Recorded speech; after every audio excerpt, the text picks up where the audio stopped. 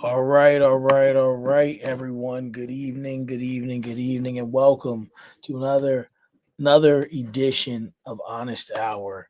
Got a very special guest tonight. This guy is my brother. He is a veteran. He is a hip hop artist. He is a podcaster. He is a producer, audio engineer, photographer, videographer, and so much more. This is my guy, Jag. Also, Hey, what's good? Yes, sir. Thank you for having me on the show, man. Thank you, thank you, appreciate thank you. And peace and love to everybody that's viewing the joint with us. absolutely. I've been on your show a couple times, so we got to return the favor, right? Yeah, man. Apologize to everyone about this glare on my screen. I can't get rid of it. So, just the light, for whatever reason, it never has caught that light in 43 episodes, but tonight it's decided to catch that light. But Mm. but how you doing tonight, brother? How you feeling? Man, I'm feeling great, man. I'm fed. Has some steak and onions and peppers and some mixed veggies and some jasmine rice, and I got my wine. So I'm feeling great, man. Yeah. Relax. Okay. We can't be mad at that. We can't be mad at that. So No. we're gonna get right into it. You're a man of many hats, many talents. Um, but let's start in the beginning. Originally, where are you from, man? Like, where were you originally born? Yeah, so I was born in New York City. In St. Luke's Hospital down in New York City and in Manhattan. And I was raised in Harlem by my mother. I have two older sisters, and so I'm the baby of the three. And so originally from New York City, from Harlem, and when I turned 12, or well, shortly after I turned 12, like 12 and a half, my mother ended up buying a house up in Poughkeepsie, in the town of Poughkeepsie.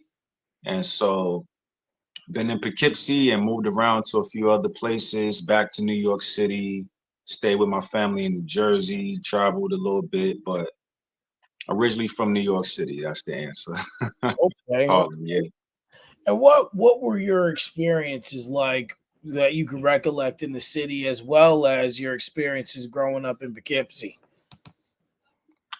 Oh man, well, growing up in the city, I mean, um, I didn't have a lot of bad experiences, but the area itself wasn't necessarily the cleanest or I wasn't around the most fortunate people, I guess, but we did what we could. What I'm saying? The building I lived in, I lived on the 18th floor, so I was raised in Grant Projects, Grant Housing down on 125th Street, Amsterdam Avenue, and that's like 2 blocks away from the Apollo Theater. And I lived on the 18th floor, and the spot where I live at that age, so young, I can't recall like a lot of crime, things like that. But what was it like? Things that I remember. I remember when I was like maybe 4 years old. I went to the post office with my mother. Seen this young lady get sliced across her face with a razor blade. That's like one of the first real things I seen in my life. When she had a baby with her in the stroller, and she was stopping the bleeding on her face with a diaper. And from that point on, I was like, oh, okay, well, this is life. Mm. So yeah, but the area, a lot of culture. I went to, I lived in a black neighborhood in Harlem. Um, I was raised in a mosque. My mother raised me. It's called Muhammad's Mosque number 7 down in Harlem. So, Minister Farrakhan has ministered there. If I'm not mistaken, Malcolm X ministered there and a lot of other great ministers. And that's where I was raised. Yeah. Mm. Wow. So, well, that must have been kind of I don't know if difficult is the right word. It might have been indifferent from the people you were around. To be raised as to be raised in a mosque. Um, because you see it, right, and you see that things are done differently. They're not done the same way. certain beliefs and certain praises and things. It's ironic. One of my favorite shows is The Godfather of Harlem, and that's where I really started to understand a lot of those things and understand the meaning behind what they do, or Right. what's being taught, I should say, not what they do. Um, so from there, were you not like, was there certain things growing up that way that you weren't allowed to do, or things you weren't allowed to watch or listen to? Well, yeah, definitely. I mean, there was restrictions on that, and I can't even say there was restrictions, but for example, if you're trying to be a certain way, you got to focus on a certain agenda. And so, growing up, I wasn't listening to a lot of like hip hop music with curses in it. We had Hot 97. I knew the rap songs, but also my father, well, he wasn't as present. He was gone for like 6 years. He was in prison. But Mm, when I was really young, but I always remember, him playing jazz. And I listened to jazz a lot. I had a radio in my room. And I don't know, growing up was definitely, I don't know. I mean, I spent a lot of time by myself, which I still do now. I like my alone time. I love it. It's right. huge. And like I said, I had two older sisters, so I was ready. I remember my mom, used to dress me in like little cute little outfits, like almost like girly stuff, like you know what I mean. And it's weird. Well, can you repeat the question again? Because I don't want to go too far off. I got this wine in my hand. I don't. I want to make sure I answer the question specifically. I was asking about how things were different for you, and were there certain things that you couldn't Right, do, certain things you couldn't watch, listen to, things like that. right. Because I went off track. I started talking about memories. So restrictions, like I said, we wasn't allowed to listen to. I can't even say allowed, but that like so-called hardcore rap, hip hop, things like that wasn't present in my household.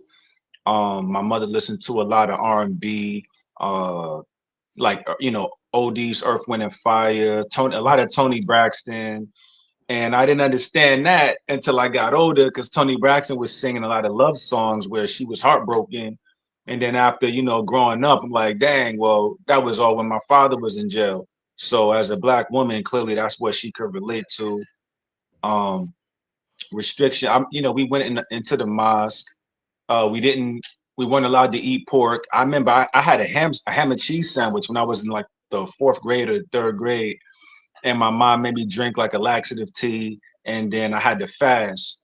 But Wow, I eat what I want to eat. You know what I mean? Like absolutely. um, other restrictions.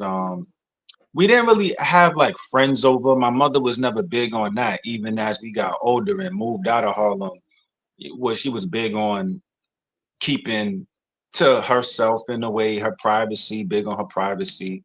So we wasn't never really allowed to have friends over too much like that.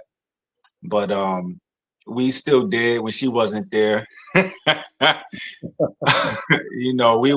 We have fun. Me and my sister have fun. Okay, okay. So being that you weren't able to really listen to hardcore hip rap or hip hop music, what was your first experience with it? Hmm.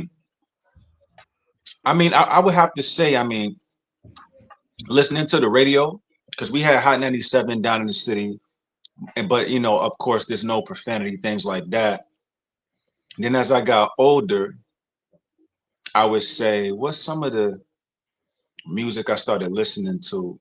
I started buying. I used to go to Tower Records, down where my grandmother used to live. She passed away like before COVID hit or in that area of time, like 2021. But Sorry to hear that. we used to always be down there with her. And there was a record store called Tower Records. I used to go in there and be pickpocket, shoplifting, I'll call it, not pickpocketing. Used to be in there taking cassette tapes and headphones and all the different stuff that I wanted, and I would just be in there taking stuff. And the funny thing is, I would go in there and sit down and chill and read magazines, and then I would steal stuff before I left.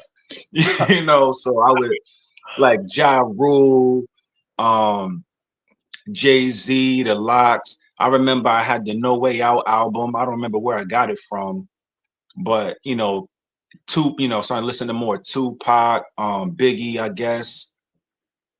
Who else? That's pretty much it. Like Pac, Jay-Z, The Locks, Tupac, Big. Not too many other artists really that I really gravitated towards. Did you ever later go back and listen to more hip hop music and incorporate more artists into your range of music? Like now or then? Just in general. In general. Well, definitely. I mean, today, I'm not really thrilled, I guess I say, and I guess a better word, I'm not really in support of a Mm, lot of rap music or like so-called hardcore hip hop because I believe hip hop's supposed to have a message that's supposed to inspire people and tell a story. It's very specific. But like growing up, I didn't listen to a lot of like KRS-One or let's say for example Tupac. I didn't listen to a lot of Tupac growing up, mm, but he had a lot of hardcore music, but he also had a lot of empowering music, which a lot of people seem to overlook for some odd reason. And those are the songs that are in my playlist. right, So like even like the Locks, I listen to the Locks, but the thing is, I have three songs from them in my playlist. One is Keep Your Head to the Sky by Jada Kiss. The other one is Pressure by Sheik Luch. And the other one is Walk With Me by Sheik Luch. And they're all positive songs. So that's what I love to hear. I right. don't want to hear, we know the streets is real. Like I got it. I don't need to hear it every single day. I'm not going to blast that while I'm driving my kids to school. I like Lupe Fiasco. Um, I was just bumping I'm Not Racist by Joyner Lucas. I was bumping that joint the other day. He's such a sick artist. Um I mean Drake is dope. I have like two or three of his songs in my playlist. I don't do a lot of Drake. Um I don't have any Kendrick in my playlist. I don't know any of his music. Or what's the other guy I'm thinking of? He's Forest Hills Drives. Oh, Who? J. Cole. J. Cole. Yeah. Yup. J. Cole. He's pretty dope, and I feel like, as of today, his music has more substance, because as you grow, that's what happens. You tend to cultivate yourself, and then you understand it's important to cultivate the people that's listening to you. So Absolutely. yeah. But I love hip hop, like so-called rap. I don't like just rap. People just rap making words rhyme. I'm not a fan of Lil Wayne. I'm not a fan. I used to love DMX. And as I got older, I'm like, I could never listen to a DMX album with my mom or my children. So I don't want to feed that to myself. But he has some positive songs, a few, I think but DMX. Now, for me, when I list my personal favorites, DMX is number three.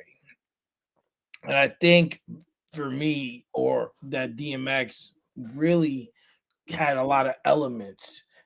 And I think a lot of those elements were due to a lot of the demons he had. Like Damien is just him inside his own head, and he just felt there was different ways to convey these messages. And but DMX isn't for everybody. He's not for everyone, and it's not for and like you can't just go and bump DMX. Like you got to have a reason, right? But you have songs like Slippin', right? Like Slippin's a phenomenal song, and only he could have done that song. Like, so I'm not mad at that though. Not at all. So when did you start making music?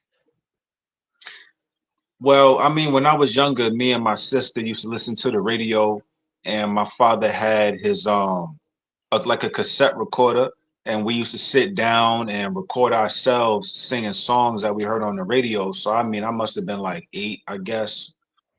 Uh, I'm maybe about 8, 9 years old, I guess. So that's how we started off doing it, recording ourselves on a cassette tape.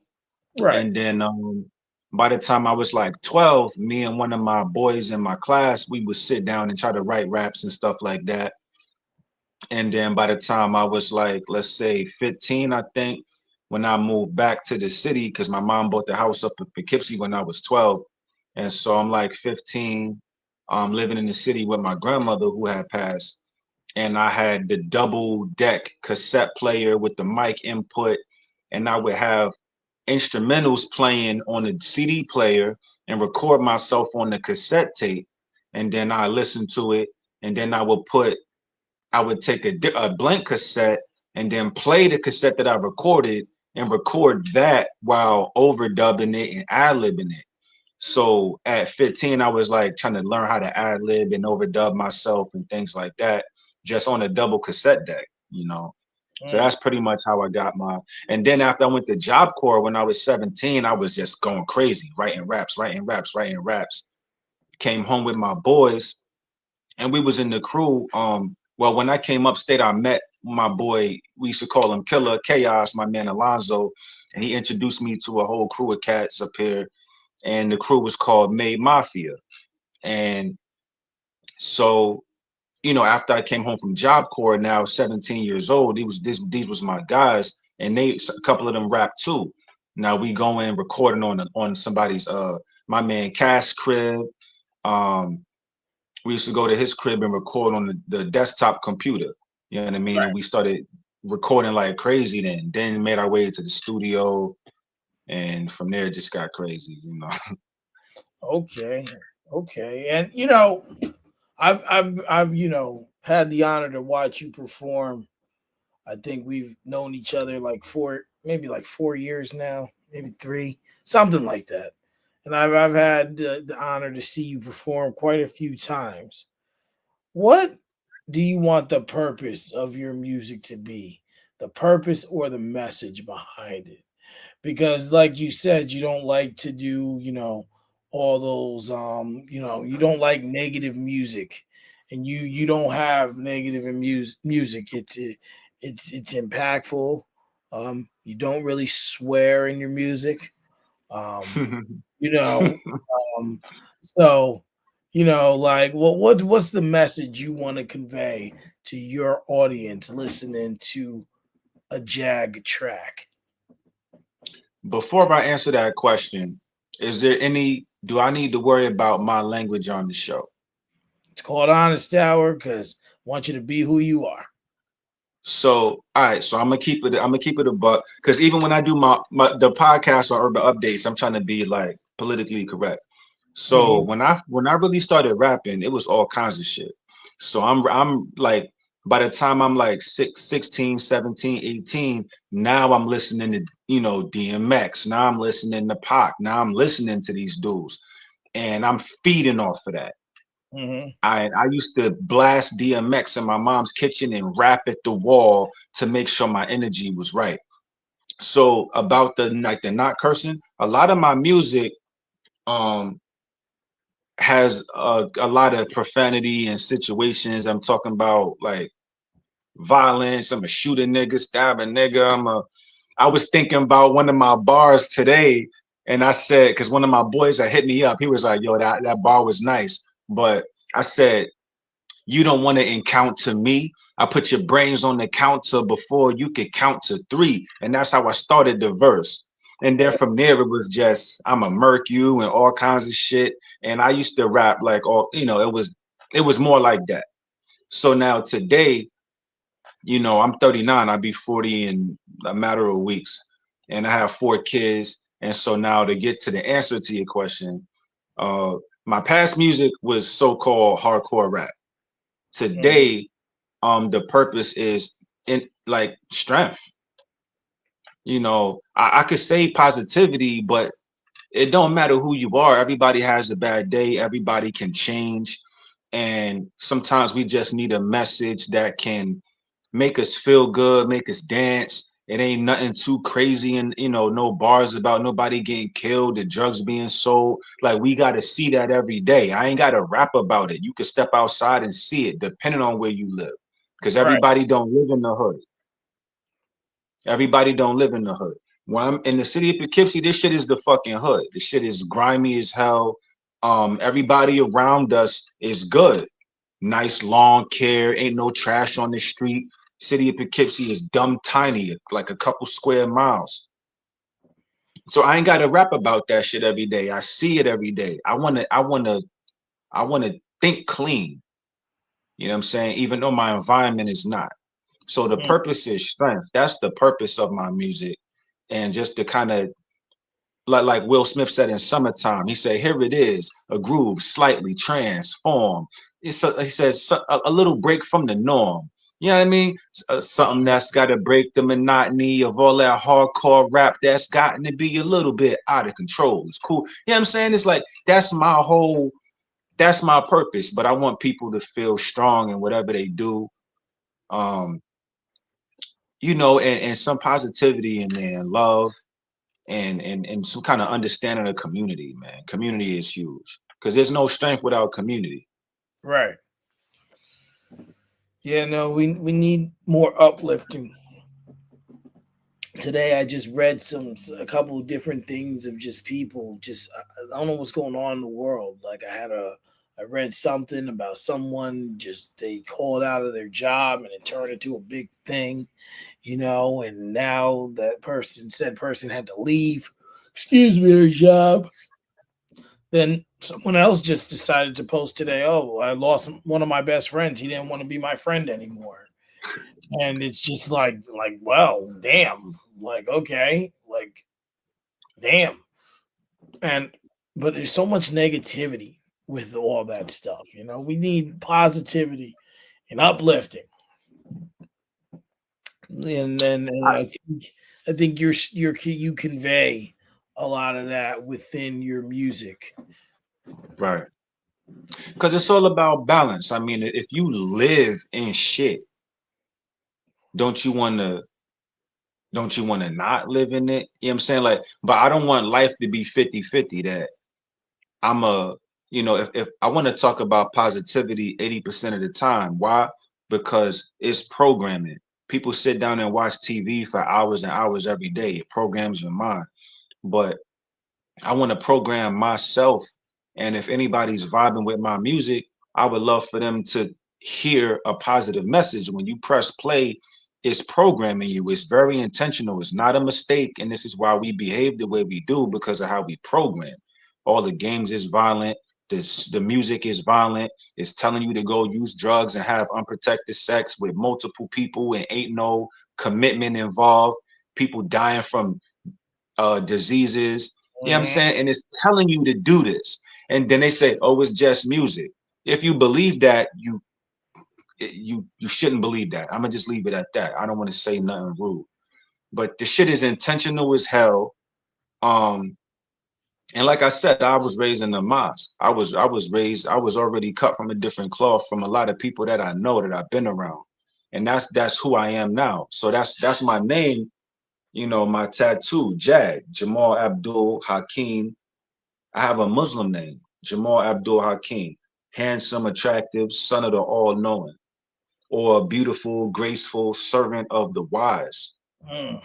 So by the time I was reaching adulthood, and I was like, my parents never told me what the meaning of my name was. I looked it up for myself after having certain revelations.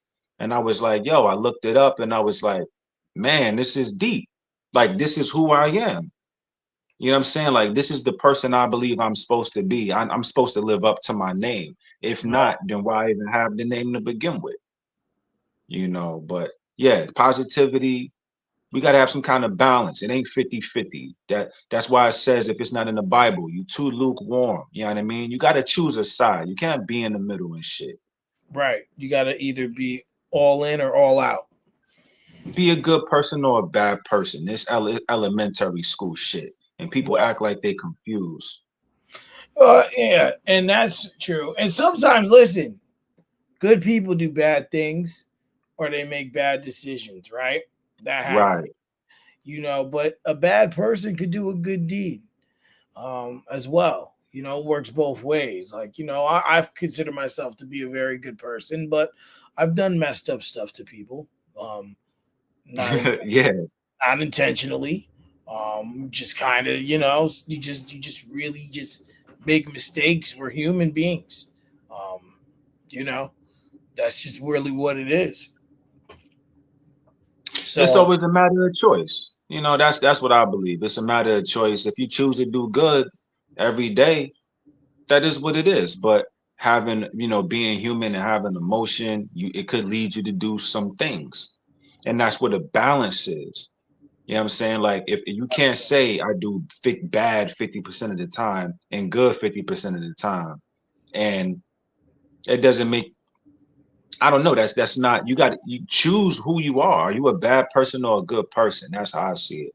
So if I choose that I'm gonna be a good person, then my choices are gonna be influenced by my ability to understand that unity is real, love is real, it's real as hell, and that's what's fueling my choices. But I might make a bad choice. I've stolen from people. I've lied to people. I cheated when I was married. Even cheated on my wife. And I can't say that it just happened out of the blue. We was going through a lot of nonsense, but even at the age of like 26, 27, I was a young man, you know what I mean? But I never considered myself to be a bad person. I always decided to make good choices and be a good person, you know. absolutely, absolutely, But it's easy to do the opposite. I'm human. It's easy as hell. It's my choice to be good. Nobody made that choice for me. exactly, exactly. We have to make those decisions. So, who are some artists that you would like to work with, um, in general? Just if you had a chance to get into the booth with them or create a track, could be local, could be you know anyone. Um, I want to work with Andromeda. I want to work with her because um like a lot of people, and it's not, I mean, it's based off of her talent, sure, but I even got to talk to her on Q and Updates podcast on Urban Updates, Yeah, and just getting to understand what a person is representing. That is what makes me want to work with them, because I don't want to work with you just because you could rap or just because you got a good voice. You know what I mean? Like if I get to know somebody and I understand what they stand for, then that would make me want to work with them. So she's one person. um Yellow Pound Cake is dope. You know what I mean? She's on a whole journey, you know what I'm saying? Like self-love journey. And mm, I'm like, I don't mean to get emotional, but you know what I'm saying? I'm a black man. I'm from the projects. And I don't talk about where I came from, right. but I'm used to seeing people in a certain state. And when you see people loving themselves and uplifting themselves, that is God's work. You know what I'm saying? I don't mean to start preaching because I don't believe in God like it's a figure that's creating something. I believe we are making the choice to be good or bad, God or the devil. But I see, people loving themselves. So Andromeda definitely one. Yellow Pound Cake would be two. Um, who else?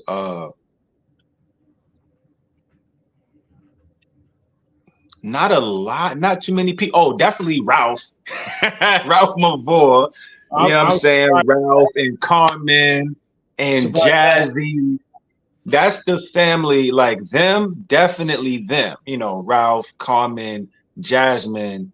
That's a huge thing. And I was talking to Ralph even about doing the album. Mm, Because I have an album that is pretty much done, but it's been on the back burner because, the military and family and work and depression, and I could drink my ass off. So dealing with that, Hmm. I had some struggles dealing with, substance abuse, alcohol, and I try to self-correct. I don't really need a program. I could look at myself and say, yo, chill out, dude. Like eat, Like get you some salad, drink water, go to the gym, ride your bike, meditate, all the positive thing. But back to the artists. I said Andromeda, Pound Cake, Ralph, Carmen, Jazzy. That's five. Um, yeah, I want to work with people that I know I respect. You know what I'm saying? mm, It's not about fame, it ain't about nothing. And you think somebody's a dope artist and get in the room with them and realize that they just, man, they ain't your cup of tea. You know what I mean? So I wouldn't even bother putting myself in those rooms, not for no amount of money. and it's interesting because the other night I had Big Veg on here on Tuesday, Yeah, the King Veg. and I did an interview with him years ago. we were talking, and he and he was talking about, like, doing like, 'cause he does the same thing, the music as well, on top of everything else he does. He's nothing short of phenomenal. Right. And he said that, I said to him, you're one of those people who's not going to sell his soul to make money. Mm, Someone a can say, sellout. yo, Veg, I need this, I'll give you $2 million. But if your intentions aren't good, or Veg ain't feeling it, guess what? It ain't happening. It don't matter Facts. how much money you offer him. It ain't Mm, happening. And I can say that's the same thing. You're looking to align yourself with people you can connect with on a personal level before you right. connect on a musical level. Because if you can't connect on a personal level, how are you supposed to connect on a musical level? You can't. You can't. Because song, I've had enough artists on here to know that it takes a lot to make a song. It's not easy. There's a lot of pieces to it. Like, people think a song is easy to make. No, no, no, no, no. It's not. It's not. There's a lot to it. And so I can definitely respect that. Can definitely respect that. Right. Right. So now I want to transition over to the military. Um, Okay. you're a military man. My dad is a military man. Well, was. Um, I have reserved thoughts about the military itself, not the people who are in it or what they do, just what the military does to some of its veterans. I don't like. Um, but that's another conversation for another day. Um, what made you decide to enroll into the military? So yeah, I'm like 20, and I was hanging out with a group of people, like youngsters. We hanging out, we drinking, all kinds of stuff like that. Met this one dude, and we hung out a handful of times. And he said that he was going to meet a recruiter. And at the time, I had been working different jobs, fast food, different stuff like that. And I was heavy. I was probably heavy in the drinking then, because I remember I used to get off work. And I'm talking about 20 years old. I used to come off work and drink a cup of rum. You know what I'm saying? And get drunk. Like, get home. I would take a cup of orange juice. I was working at McDonald's. I remember that. And I would bring home a cup of orange juice and drink half of it and just do rum, boom, and drink that, because I worked overnight. So I would chug a cup of drink and then get into bed and try to go to sleep. And I was, abusing that and, screwing up my job, no call, no show, things like that. And so I met this dude. He's going to the recruiter. He was kind of cool at the time, which I don't talk to him now. Um, but I went with him, and then I talked to a recruiter, and then and mind you, so I had never considered joining the military in my life. It was never an idea, a goal. I didn't have a glimpse of a partial fragment of a, what I'm saying? I never considered it. He said he was going, and I was like, I need to do something different. And so I went with him, saw the recruiter, and within a couple of weeks, I was out of here. I Wow. got I did an early shipment. I talked with the recruiter. I signed up from the day I met with him. I was gone in like 3 weeks. Wow. Yeah. Wow. So you really did it to kind of get yourself in line in a sense. Because you were really heading down a dangerous path that could have ended up far worse. So Or what better, who knows? that's true. That's true. You never know. But we'll never know because you made the choice that you made, right? Yes, sir. So what branch did you serve in the military? You said what branch? Yes. I don't know if I I went into the army, and the army has different components. You got the active army, the army reserve, the army national guard, the air national guard. But I went into the army national guard. So it's you kind of like it's similar to the army reserve.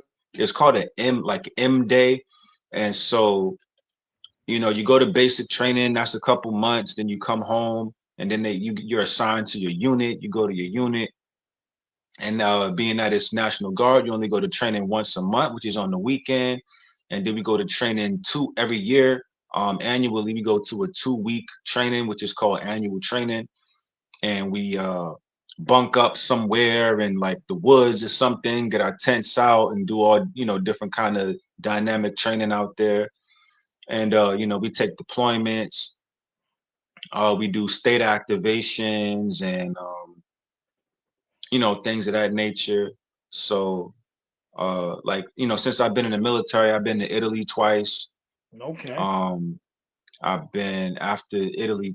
Italy, what I go after that was Afghanistan, then Guantanamo Bay, Cuba, and Puerto Rico.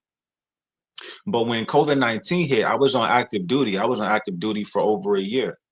Wow. um and I had a lot of different positions when I first went in. When I first went on active duty for COVID, I was a team leader, and I just had to overlook like 3 4 people. Then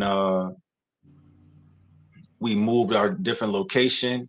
Then I became a squad leader, so I had like a whole group, like 7 8 people. And then we had a platoon sergeant. So the platoon sergeant is the person that's in charge of the whole platoon. The platoon is consisting of multiple squads of 8 to 10 people, something like that. He had got COVID. One of my great friends um, in the military, my brother, he got sick, and actually his father had got sick, and he was put in a induced coma, and it was in a hospital, and he was going through it. So he left, and I was made the platoon sergeant. So at that time, I was the platoon sergeant. Then they made me the safety officer. I had to travel from different testing sites and vaccination sites and make sure things was running safe, and meet with the safety personnel there and look at their emergency plans and have meetings and things like that. And then after that, I was made the no, prior to that, I was made the motor sergeant. So I was a platoon sergeant, and then they made me the motor sergeant. So I'm doing 2 jobs. Then they Mm, gave the platoon sergeant to somebody else. Then they made me the safety officer. So I was the motor sergeant. So all of the vehicles, all these different testing sites, I was checking on the maintenance of them. I was telling them where to go, and certain vehicles I took myself, maintained them, made sure they had oil changes and tires got changed out and all kinds of stuff like that. Um, I did safety training. Then they made me the NCOIC, which is non-commissioned officer in charge of a vaccination site. So wow. now I had dozens of people that I had to oversee and send different reports up. And then I got moved from there back to a very low responsibility role, which was another team leader position. But yeah, COVID was, I had so many roles during that time period in just a short year that it was wow. And within that time period, my grandmother had just passed, like I mentioned. And then, my aunt had passed from cancer. Mm, And one of my cousins had gotten a car accident and he was about 21. He died. Another one of my cousins was in a car accident, hit by a garbage truck, and she was dead when the ambulance got there. But gee, now she's, dead from the neck down. And another one of my cousins got shot in the head. He lived for about a year and he passed. And my ex-wife was dragging me through court. And then I had another son, a infant son that going through it was a lot. I was going through so much in that year. It was retarded. All these wow. different positions and loss of life and family and stress. And at that point in time, I went to. I'm gonna stop talking. I'm going ham, right? No, But you I got right now. I'm 167 pounds. Like a week and a half ago, I was 160. I decided to put on weight. okay? Um, but when I was on COVID, I was 215. I never imagined I'd be 215 because my average weight was like 170 and then 185. And then I Mm, went to 215, just drinking a lot, not exercising, stressed out, just. But yeah, so 17 years in the military. I'm actually going back in. I got a physical. I've been out for a year and a half. I just took a drug test today, and I have to take another one in the physical, and I'm gonna wrap up my military career and get my retirement. That's what that is. That took like 8 minutes to explain. fine, you good, man. This is your show. This is your episode. If you want to talk, talk. That's I'm just asking the questions. That's how I see it. What are some of the positives and the negatives of being in the military? I'll start with the negative. You have to give away your identity, to a certain extent, because even now, like you see me have my hair braided, it's neat enough, and I can't have this in the military. And it's like females can have locks and braids, and you could wear a wig, and that's unsafe. They can get hooked on something in the car. You can't even put the gas mask on right half the time. But Right. it's like I have to give up. This is our culture, our hair, our the way we dress ourselves and present ourselves is a cultural thing, and you have to present yourself as a soldier. You got to have your hair cut a certain way. I can't have this hair here. I can't have any hair on my chin. This little pubes I got on my chin, I can't have that. My mustache can't extend past the crack of my mouth, so I would always have like a little Hitler mustache, and the rest of my face is just bare. And then, of course, you got to deal with people in leadership positions that aren't necessarily good people. Mm-hmm. So that's the bad. And then you always have to adhere to different policies and shit like that aren't necessarily in your favor. But that's how it is. So now the good. The good is that you become a member of a team. You become influenced by so many different cultures of people, male, female, black, white, young, old. You find yourself learning different skills. You become exposed to different opportunities. You get to travel. Mm, And, I traveled the world for work. Like I said, Puerto Rico, Italy 2 times, Cuba, Afghanistan. And I got to see these different parts of the world where people would never get to see. And I got paid to go. mm, I got paid to do that. And luckily I didn't have any crisis, anything like that. No crazy events take place.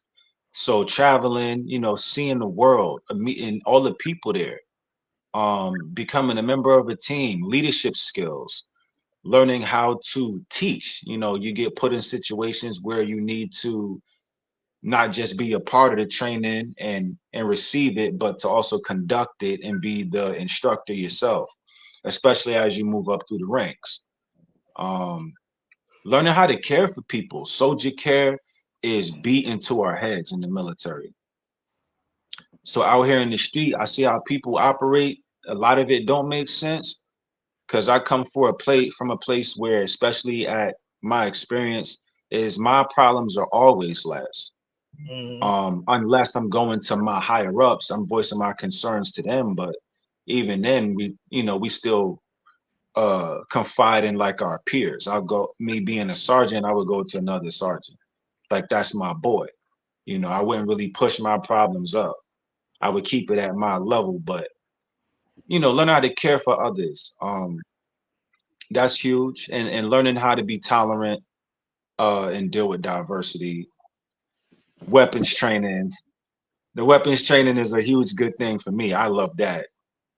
So that was dope.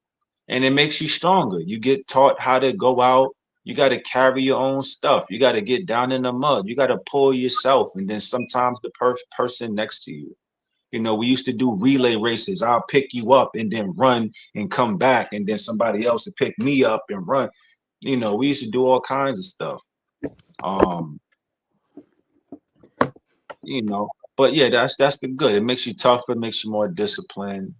You learn how to care a little better for yourself and for other people. Mm. So why did you? I don't know what the proper term is for leave.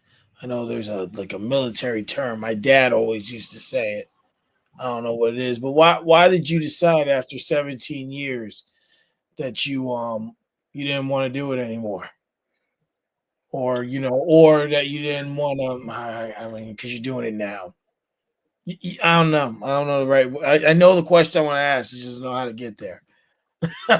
you I know, I took a break because you're. because it's very much needed. I mean, I got to get back to Jamal. I got to get back to me. I wasn't, and I used to tell the soldiers all the time, like you wasn't born with the uniform on, Mhm. and you probably ain't gonna die with it on. You know what I'm saying? Like, I don't want to die with that on. You know what I'm saying? I want to pass away in my bed with my family. You know what I'm saying? Like peacefully at home. And I needed a break so I could let my hair grow and stop running in a circle with people, marching me around and always having to solve other people's problems because as a leader, that's your job. Right. And it is extremely stressful. So now we talking about over COVID. So COVID hit and I was on that mission and I did not get vaccinated. I got put on the suspension. So I was on suspension for what, like 6, 7 months or something like that, after being on a COVID mission for over a year, being in multiple leadership positions without the vaccine, being out there, and some of my fellow team members were getting sick. We're being exposed to all kinds of stuff, and then they're like, "Oh, well, you don't get vaccinated, you're getting suspended." To me, that was the biggest fucking slap in the face. After me physically going to all these different testing sites where people are sick, and being the safety officer and having to check up on all these damn vehicles, and and being in all these different places. Right. And then I know what I've been doing. And then you tell me, but since you didn't get vaccinated, you're getting suspended. I'm like, but I'm good to go. You know what I mean? Right. So you ain't got to force that on me. I've been here doing the job for over a year, during the whole COVID situation. I've been here doing it. So to get put on suspension because I didn't get a vaccination that I didn't need in the first place, that people have actually died from, Right. Like enlarged hearts and all different kind of things going on with the youth and adults, people getting the first, second, third booster and still coming back with COVID, getting their family sick. This shit didn't do nothing. When I was on that mission, I was juicing. I had supplements. I had my juicer there. I would get fruit. I would juice and give it to whoever in the office wanted some. I was in there making smoothies and juices, and you know what I'm saying? And it's like I take care of myself. So I ain't worried about no damn vaccine. My immune system is all right, you mhm. know. But so I had to take a break. They put me on my suspension and my it's called the ETS, which is how you leave the military if it's on the good terms, which is called the oh my God, your term of service, your end of your term of service, pretty much ETS, and end of your term of your contract is ended. So that's what came up. So when I came off of the suspension, I only had 2 months left of my contract, Mm. and Yeah. I could have re-enlisted, but I'm like, no, I need a break right now. Like I just had so much loss, and I stayed here and didn't never take a break. Mm. You know what I'm You, saying? And I go home on my past day, and I'm on safety meetings on my day off. You know what I'm saying? Like that wasn't my pay grade. So to me, it was even more of a slap in the face. I'm yeah. doing somebody's job as like a sergeant first class. I was a sergeant, not above that is staff sergeant, sergeant first class, and I was doing mad different jobs. So to Oh, get put on suspension after all the responsibility I had and handling that through all the depression, and nobody knew I was in my room, and I shouldn't even say this because we wasn't supposed to be drinking. I was drinking so much till I got a dark spot on my fucking lip, bro. I was jeez. in my room suffering. Lost my grandmother, lost my aunt, lost my cousin. Then my other cousin got hit by a car, deaf from the neck down. Then my other cousin got shot. Ex-wife dragging me through court. My other baby. It was just a lot. Mm. So I had to take a fucking break. Like especially, and I'm like, I'm not getting the vaccine. Then y'all put me on suspension. I wanted to go off and do harm to people, but that's not who I really am. Mm. So I had to take a break. And I was suffering, man. I couldn't, it was apparent. Like I would see people in the street and I had to like try to put my head down. I would try to greet them, but I was just burning, man. Burning in a way, burning it at all ends. Um, when you're going through that amount of stuff, that makes sense because I always wondered, I'm like, man, like, because I have a friend, he's in the Marines, and Mm, after 10 years, he was like, ah, man, I'm ready to call it. I don't want to do it no more. I'm like, bro, you already did 10. Might as well do another 10 more and then you go with everything. Don't do half and then now you gotta leave with nothing. Essentially, I said, just do it. And then it's never nothing. It's never leaving with nothing. So we got to give that perception up. You can't go into the military and see because all think about one night. Think about a Mavor event, bro. Mhm. So think about one event. Boom, we had a great time. You in basic training. Every day is some crazy shit, bro. All right. And that's going on for months. You go to Yeah. your unit, you with this big ass group of people. There's good days. Every day is good. But we say sometimes there's a shit sandwich. And if we all take a bite, then we'll finish it sooner. So you never leave with nothing because you done been in this big ass group of like 100 people sometime, Mhm. depending on the size of your unit. And you building relationships. And Pete, you might get a hookup to a job. You might, you never know, but it's never leaving with nothing. You get cultured a little bit, and it changes you. No matter if it's 1 year or 2 year, you know. But he did 10 years. He gained a lot, and he might already have access to a lot of veterans benefits. I got so many benefits that honestly, if I don't go back in and get my retirement, I'm still gonna get paid anyway from the military Yeah. because I put my time in and I did the back break in work. You know what I'm saying? Um, but yeah, it's never leaving with nothing. Nah. Yeah, maybe that wasn't the right choice of words, but I just felt like for him, I think he just Mm, really, I think when he was explaining to me what was going on, I think it was mm. not a unilateral decision. Just he just was making a judgment call too quick, and Right, then right. think he was unhappy where he was stationed. But then after our conversation, like 4 days later, he got stationed somewhere else. Um, and now he's up to 16 years. And now he's Yeah, starting to school and do four more. And then I said, if you want to go out, then go out. You did your 20. You got your pension and all the other stuff you get. You're still, it's only going to be, oh gosh. So if it's 4 years, I'll be 40. So he'll be 37. So, mm, and you still got your whole life. Like, you're still in your 30s or 38, actually. I'm sorry, 38. You still got your whole life ahead of you, you know? So, that's a well, I fact. want I want to also say thank you for your service.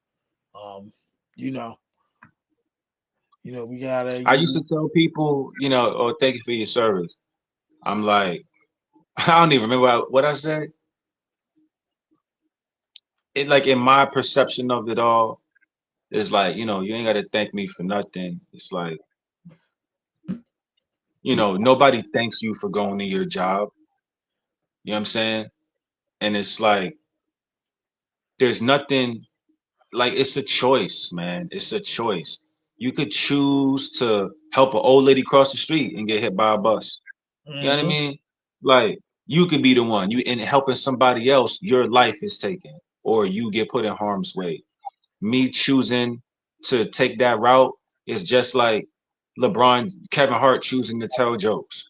You know what I mean? Or LeBron choosing to play ball. It's all a matter of choice. I didn't do nothing out of the normal. People been joining the military, been fighting wars, been freeing slaves, been doing all kinds of stuff. Activists, you know, um, I appreciate it, but at the end of the day, it's just a matter of choice. That's just the choice I made. You know, I don't Yeah, take it no different as like, you're impacting people yourself, man. So thank you. no, no, you gotta give credit where it's due, and guys, guys and gals who enter the military, like you said, you lose part of your identity. You lose your family for a certain amount of time. You change as an individual, and that means your appearance. Just you as an individual. You also change. There's a lot of things. So even though you're saying it's a job in a sense and it's a choice to stand up for people who to stand up for this country and help this country in a sense. Not Whether necessarily. Some people join the military and the police force because they want to get confirmed kills. They want to kill people. Right. So I'm just saying there's so many different ways. I joined because I wanted to change my own life. Had nothing to do with anybody else until I grew. right.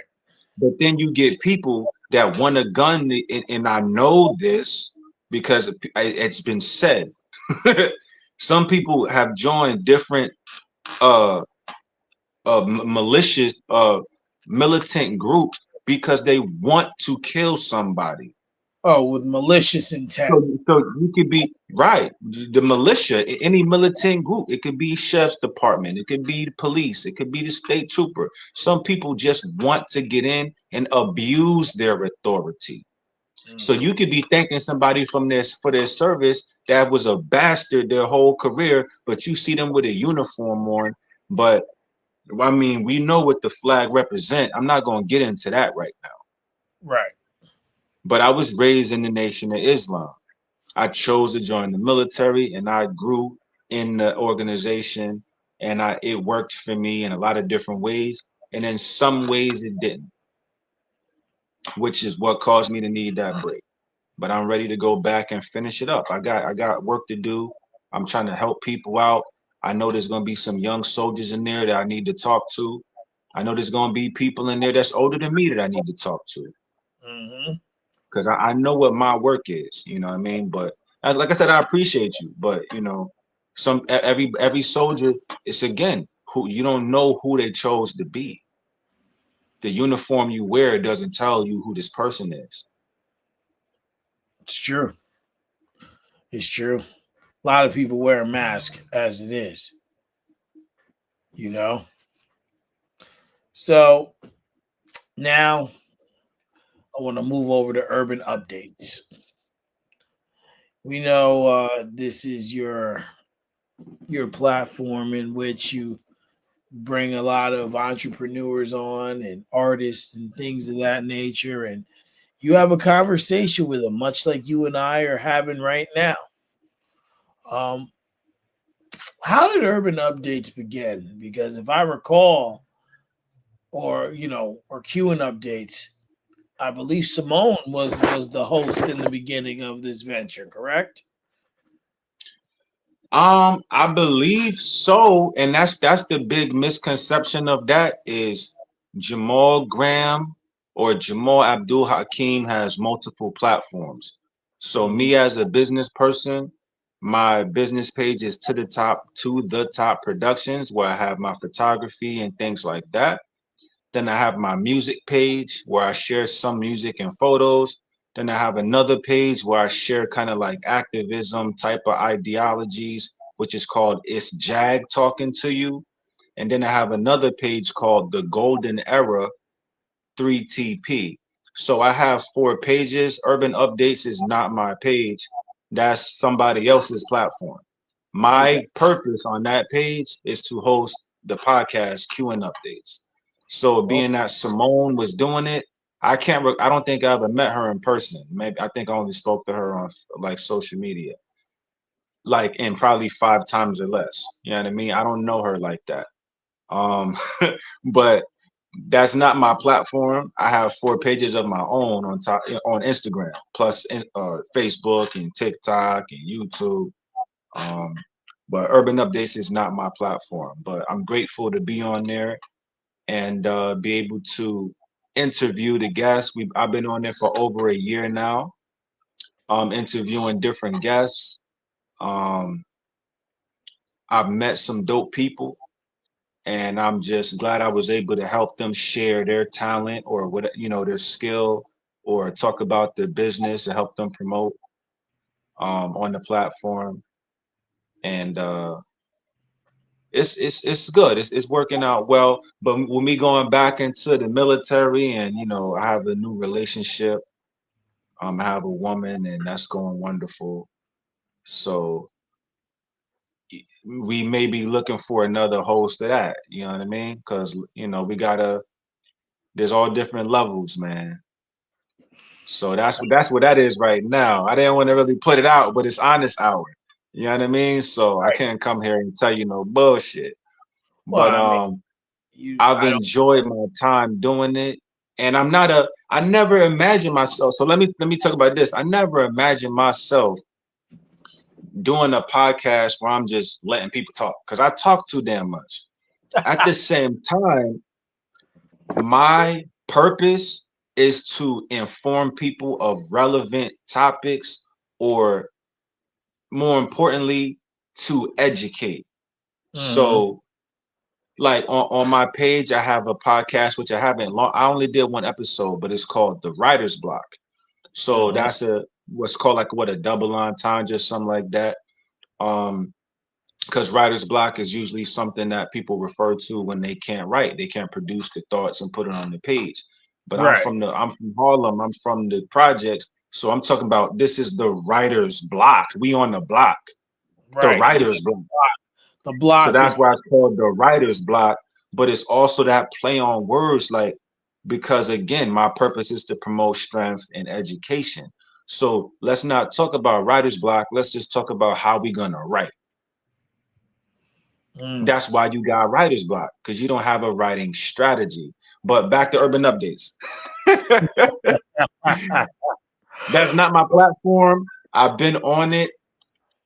Um, and I met some dope people, and that channel is it's been a tool. I've been allowed to use it as a tool, and I've grown from it. Me and you had two long discussions on there, three matter of fact, Three times. three and a half. Three and a half. Yeah, the lost episode. Yeah. Right.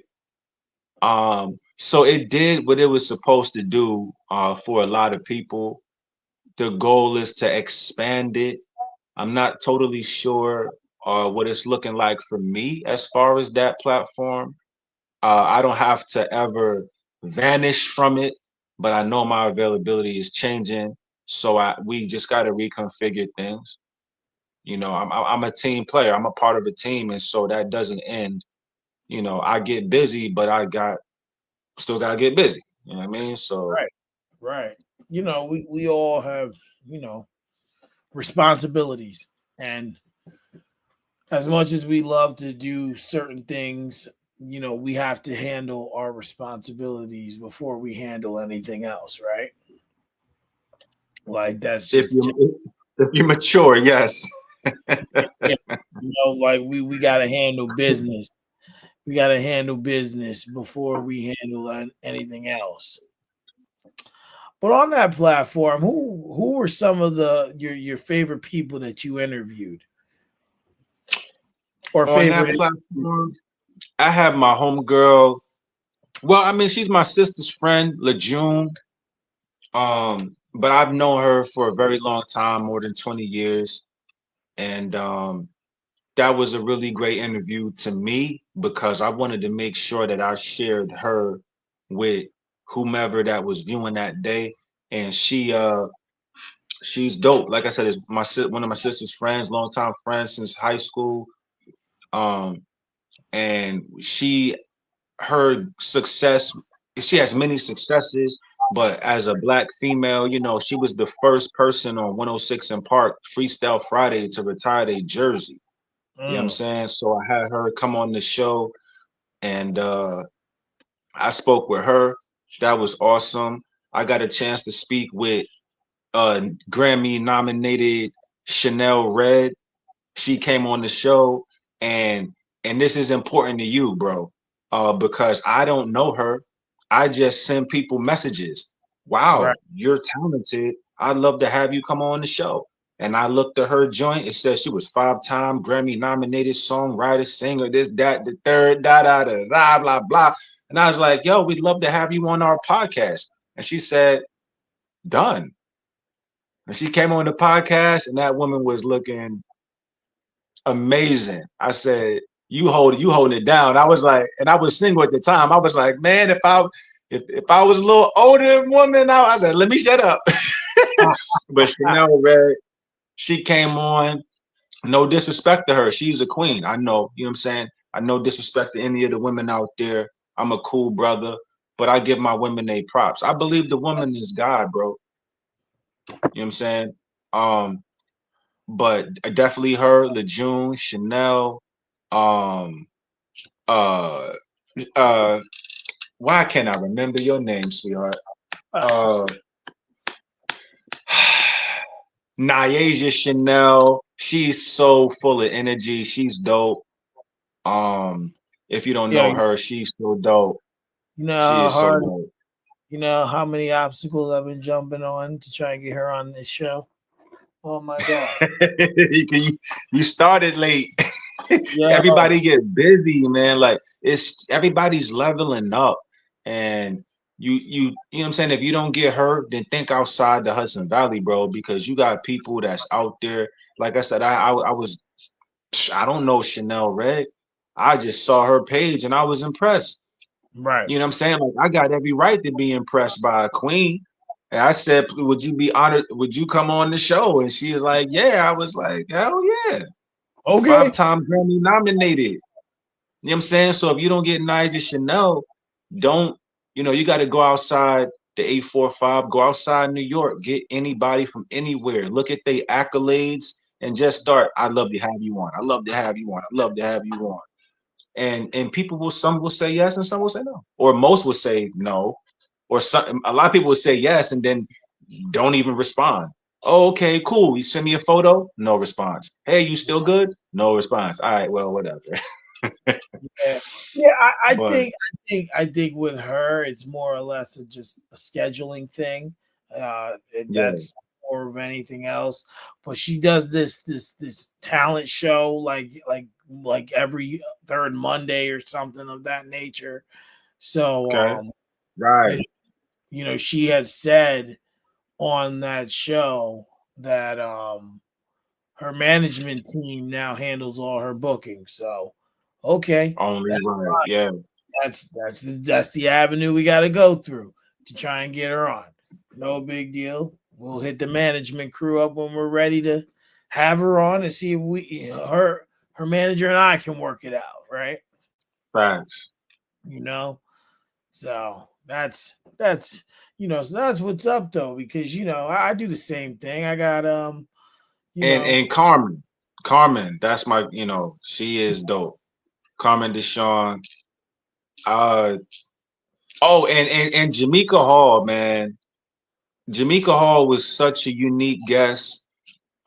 Because understanding, again, it's all about purpose. Like that's what pulls me in. If people just talking about, yeah, I be out here rapping and shit, I don't really care, bro. Like what's your purpose? If your purpose is to help people, I'm with it. Like I want to figure out how to help you in period. Like, but Jamaica Hall, she has the company or organization, a nonprofit, I believe, Mark's Friends, Arts which and was crafts. started because her son, got set up and got put in a bad situation where, they ended up,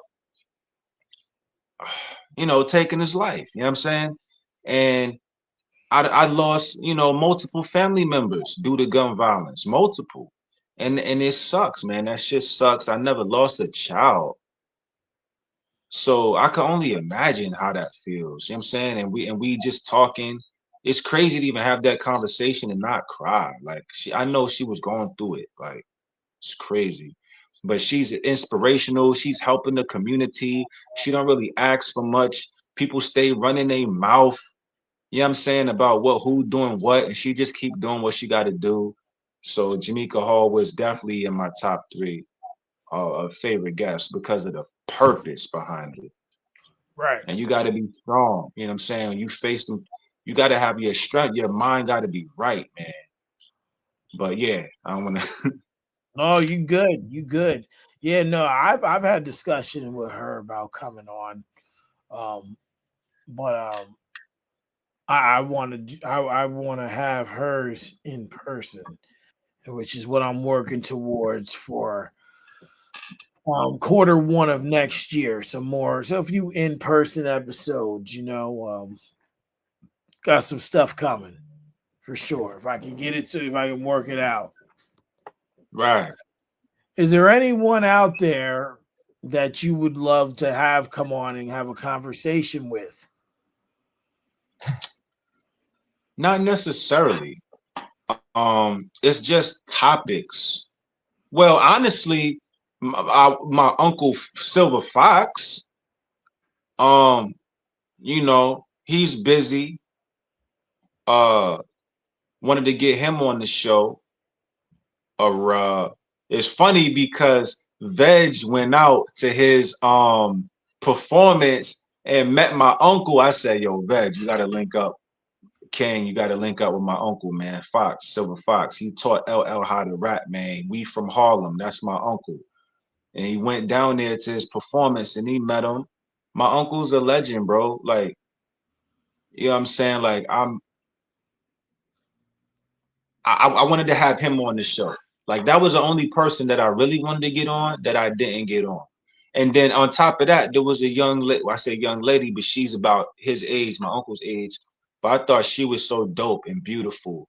Lady Raz, Lady Razzmatazz. I wanted to get her on the show, but it didn't really. I don't really remember how it went. It just didn't happen.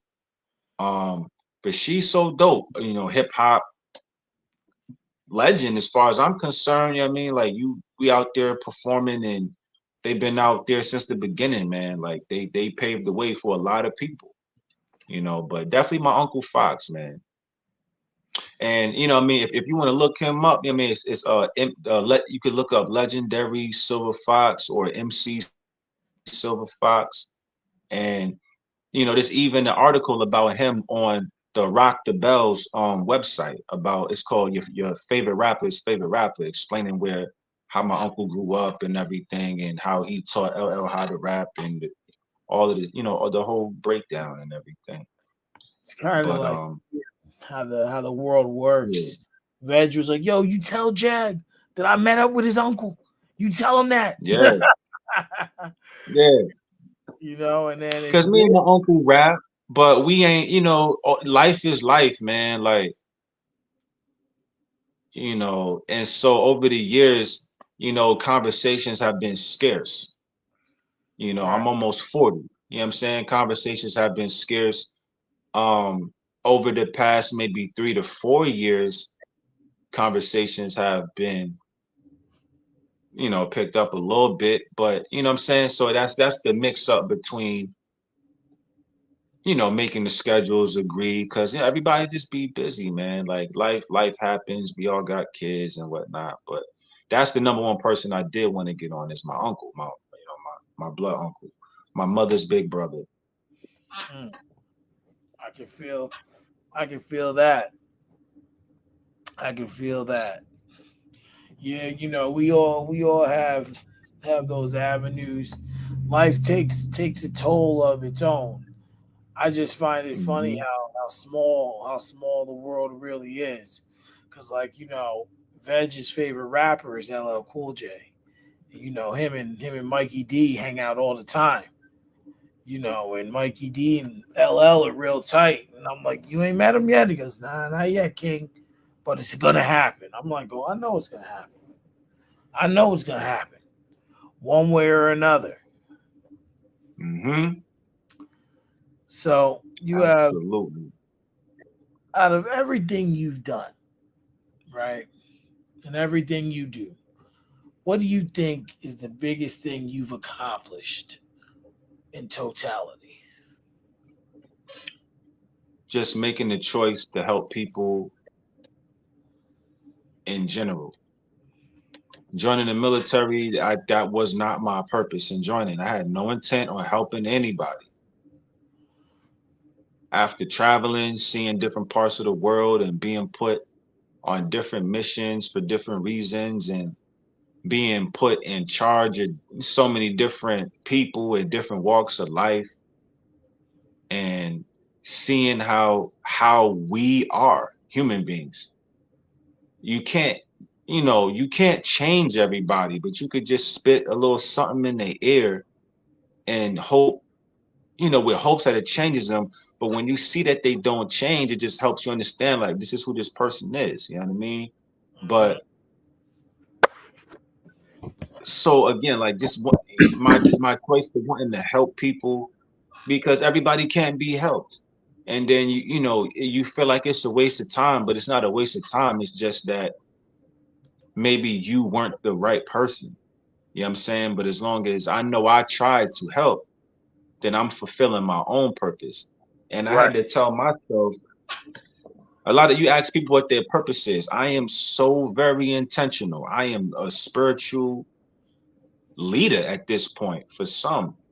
And definitely took from myself, but I'm rough around the edges. I'm learning a lot of things, but my purpose in life, leader, teacher, helper, guide.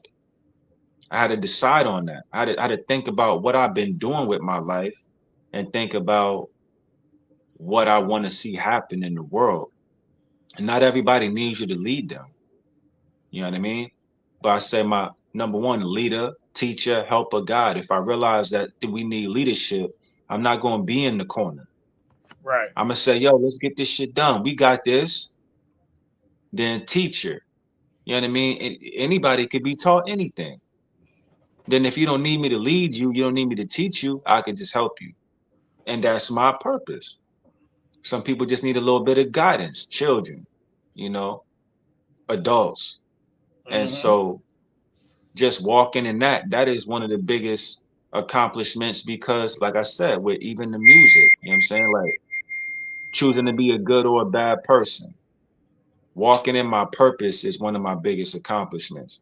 Choosing to help people and living up to my name. Mm. That's deep.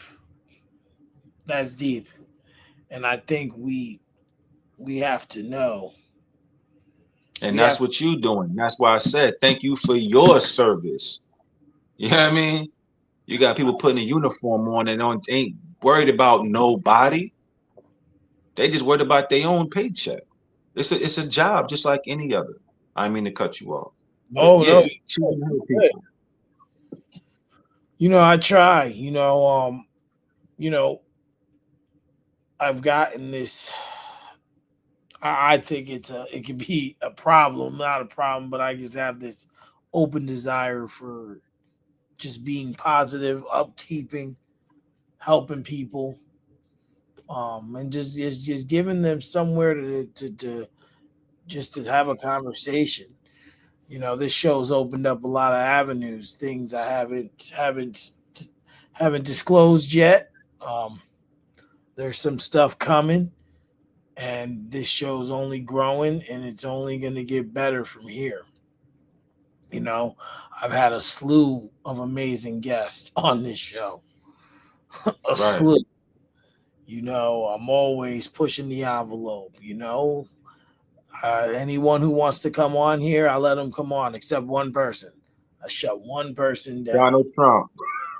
Nah, nah, Ah, wasn't him, but it was someone who acts a lot like him. mm, And then he got upset and started just talking out of his mouth. I got time for that. right. I got And you time. don't want to backhand nobody. Like it's so crazy. Like choosing to be a good person is wild. Like people take your kindness for a weakness. Like my hands work. Are you crazy?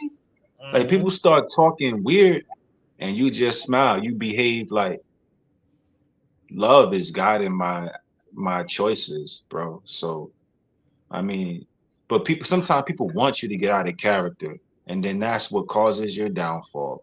Absolutely, You know, they want to put you in a situation to make you look bad. I ain't about that at all. So, for you, other than returning to the military, what's next for you? what's next? I'm gonna be here at the crib. I'm trying to revamp my space. Um, goodness gracious, trying to get my space a little more organized. It's just cluttered. Um, I need to do some renewing, some rejuvenating in my space.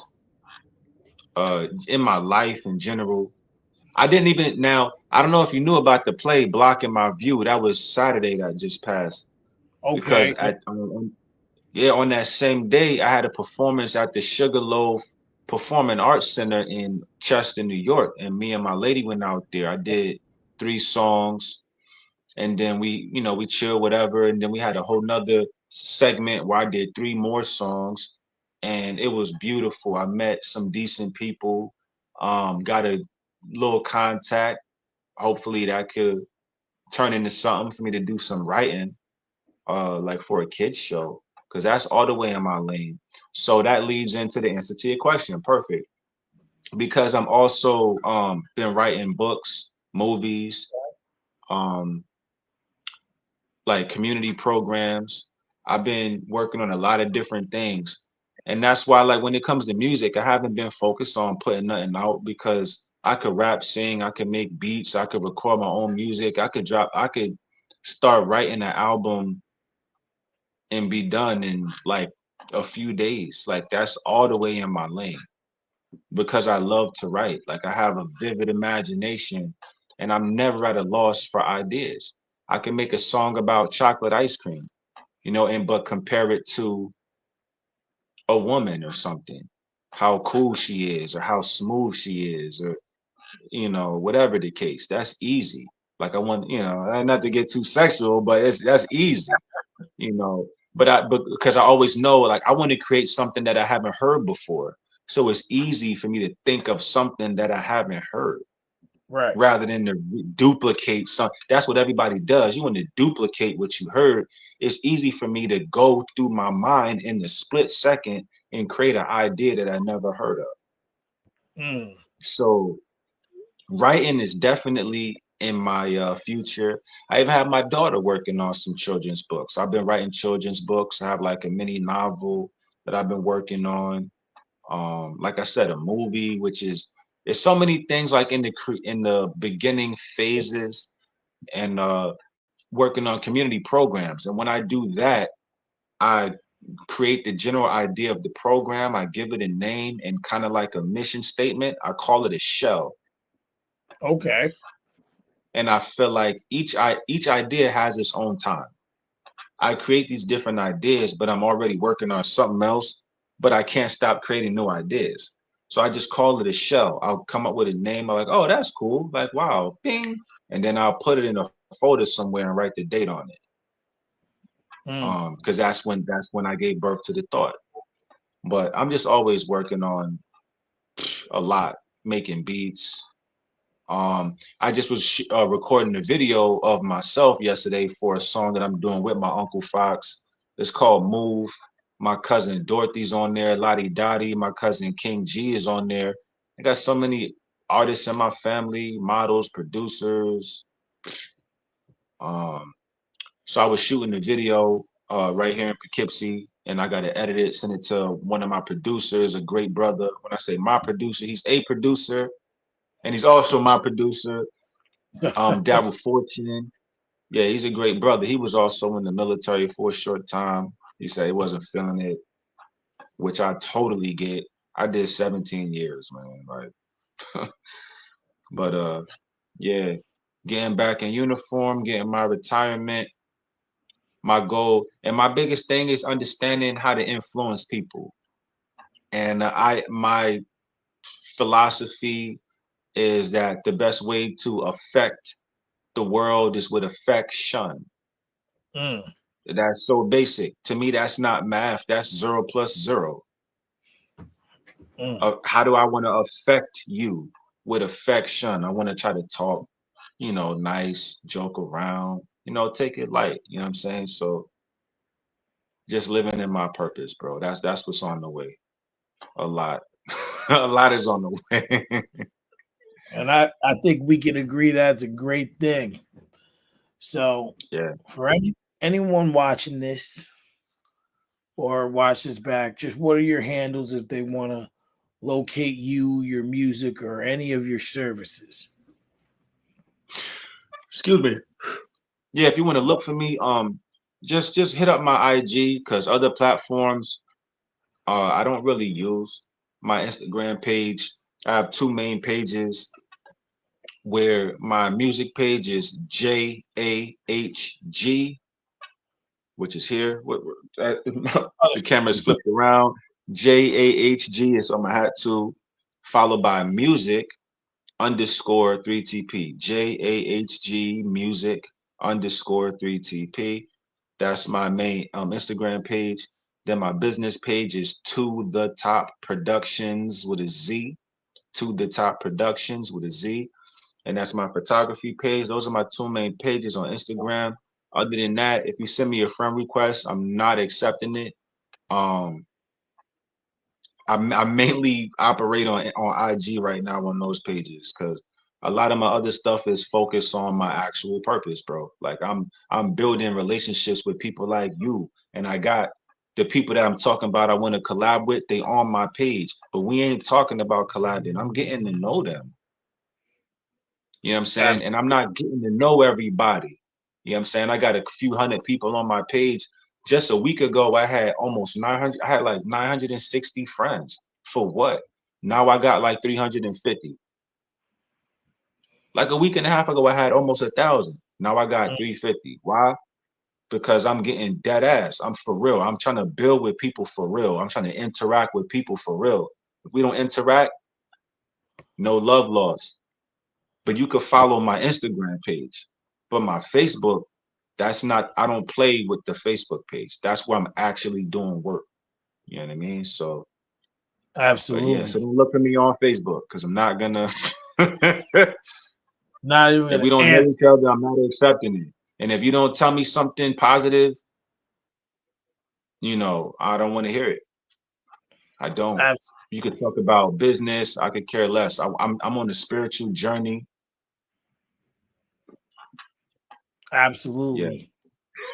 And last but not least, I end every episode with a positive ending message.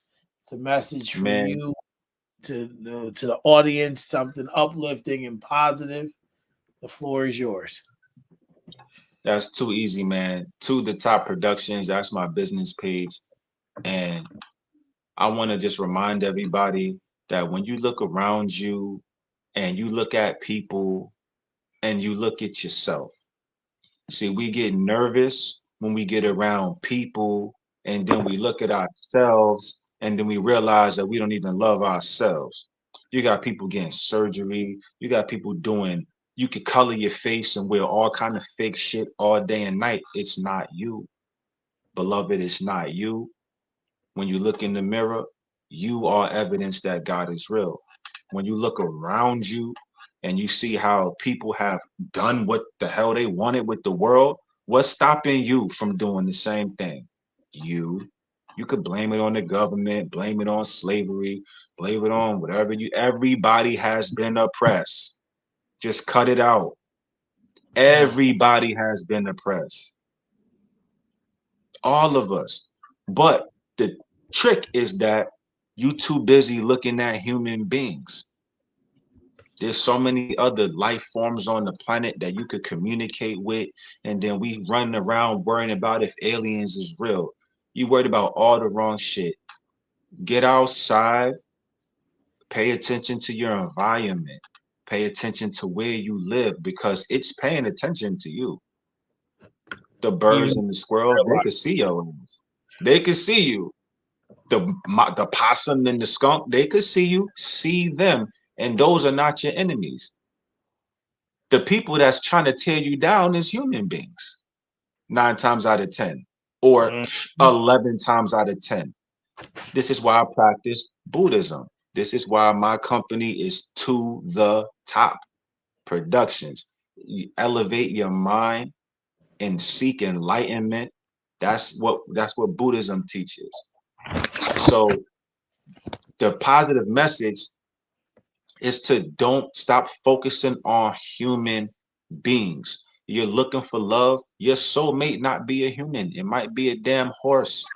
You might just need to go horseback riding and fall in love with that damn horse. yeah. And it's real.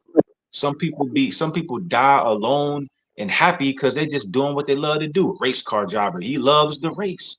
That's what fed his soul. So be inspired by the world around you and stop looking at people that don't even love you for validation and acceptance because most people don't even accept themselves. Mm, That's why they're hating on you. Go outside and receive the real love, which is coming from nature. mm. That's where it's coming from. So love yourself. Look around you. When you look outside, you can feel the love. I promise you. Just open your eyes and look. Look at look. You see so many of them, and you a big ass giant to them. Mm. You know, just appreciate life, appreciate nature, and it will change your life. I know. I done met so many people, and I practice Buddhism. I sit outside and meditate, and I give me a handful of cornflakes. I take 5 little cornflakes, and I feed a whole colony of ants with 5 cornflakes. The And people, we're not that good at doing math. Everything is on different levels. You want to figure out how to save the world, you ain't got to save the world. You can get a half of a bagel and feed 20 birds with a half of a bagel. And you trying to figure out how to get $1 million. You don't need $1 million. For who? Who's it for? Just to spend it irresponsibly. you don't need, yeah, exactly. Go in nature. Nature loves you. Go outside and meditate. That's it. Meditation is love. God is love. Love yourself. Don't focus on other people. You got to love yourself. And when you do that right, then you will feel the love from all things around you. Mm. You wouldn't harm yourself, so why harm anything else? Or anyone else. That's the point. Anything or anyone is all the same. Because my definition of people, who is people or a person? A person that like a we have a personality. That's what makes you who you are. So Yeah. the root, the the singular form of people is a person, but the root word of personality is personality. So more than one person is called what? People. Animals have a personality, right? So that means it must be a person because you have a personality. So Uh, more than one person is people. Anyone, anything is people. A tree could have emotions, we just don't know it, you know. It's so basic. We just got to open our minds and stop being programmed by these dumbass television shows and by these stupid at the public school ain't teaching you shit. It's not teaching you to grow up to be a billionaire. But that's what we need is money because this whole system thrives on economics. They're right. not teaching you to go out and make money. They're teaching you to work for somebody else and be a damn slave. Yeah. Which is That's not. all. But when you love yourself and you love nature, it will all make sense. Because you can't even make sense without nature. When they put that dollar in your hand, it's a goddamn tree. It's a dead tree. And when they put that quarter in your hand, it's metal. Metal, what is the chemical breakdown of a piece of silver? Mm. Like we never seen the table, the periodic tables. We don't know what silver is. And nobody making sense out of shit that we learned in the third grade. Just love yourself and love nature because it's all going to come back to you and you will go back to it at the end of your life. So you might as well love it while you live. Mm. You know, can't agree with you more. That was definitely very uplifting, very positive. I took a lot from that. Love nature, man. Love it. I Fall just in love with nature I just and love you will nature. learn who God is. You will learn. You look at it. You looking at it. What is I just God? You looking at it. Look in the mirror. You looking at it. I just love nature more when it's warmer outside. you know. I'm in agreement. Because nature right now is a little too cool for my liking. Right. Well, my brother, it's always a pleasure to come on a platform and chop it up with you. We will be in touch. I want to thank everyone for tuning in and for all their support of this show. I will be back on Monday next week. Instead of Tuesday and Thursday, I'm doing Monday and Friday. Very weird days, but we got 2 episodes. Showtime will be on Monday. Ice to God will be on Friday. I hope everyone has a good night, and we will see you on the next one. Peace and love, everybody. Thank you, brother. Have a Of good night. course. You too.